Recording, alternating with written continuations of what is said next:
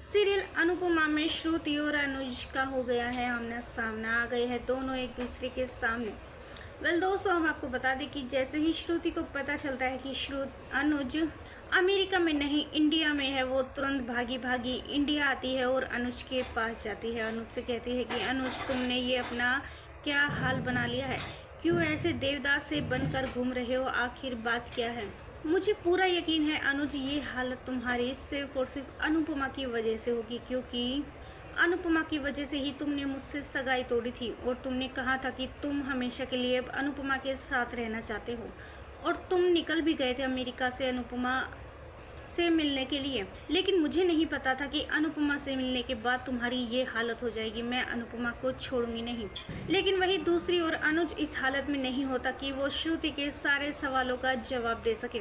तभी अनुपमा श्रुति से कहती है, मुझ पर बेफालतू के इल्जाम लगाना बंद करो श्रुति। ये हालत मेरी वजह से नहीं हुई है, ये हालत तुम्हारी वजह से हुई है, क्योंकि तुमने ना जाने अनुज को क्या क्या सुनाया था। तुमने मुझ पर भी उंगली उठाई थी, और तो और आध्या का तो कुछ अता पता ही नहीं है कि आध्या कहाँ गई है। अनुज की ये हालत की जिम्मेदार कहीं न कहीं आध्या भी है, क्योंकि आध्या ने अनुज को कहा था कि वो मेरे पास आएंगे तो वो घर छोड़कर हमेशा के लिए चली जाएगी। शायद इसी बात का सदमा अनुज बर्दाश्त नहीं कर पाए और उनकी ये हालत हो गई। लेकिन मुझे जानना ही हो कि आध्या कहाँ है और किस हालत में है। आखिर वो मेरी बेटी है, मैं उसे इस हालत में नहीं छोड़ सकती।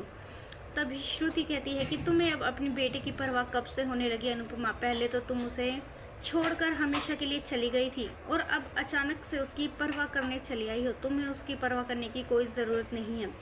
आध्या का पता मैं भी लगा सकती हूँ। मैं भी आध्या को ढूंढ कर ही रहूँगी कि वो कहाँ है, किस हालत में है, और अनुज की ये हालत की जिम्मेदार कौन है, मैं इसका भी पता लगा कर रहूँगी। अगर अनुज की इस हालत की जिम्मेदार अनुपमा तुम हुई तो मुझसे बुरा कोई नहीं होगा।